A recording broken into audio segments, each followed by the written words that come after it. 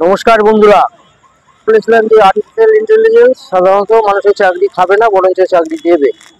তা কোন কোন ক্ষেত্রে কীভাবে আর্টিফিশিয়াল ইন্টেলিজেন্স ব্যবহার হলে আমাদের উপকার হবে সেই নিয়ে আজকে ভিডিও। পুরোনো দিনের বাড়িগুলোতে প্রচুর ড্যাম্পের সমস্যা থাকে, প্রচুর ড্যাম্প ধরে, রিপেয়ার করলেও হয় না।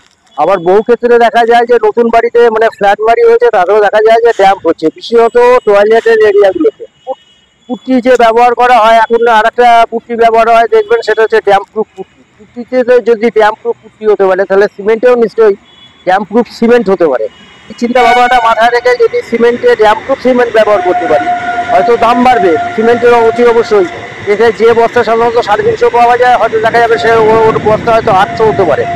যার ক্ষমতা থাকবে সে ব্যবহার করবে, যার ক্ষমতা থাকবে না সে যেমন নর্মাল সিমেন্ট ব্যবহার করছে করবে।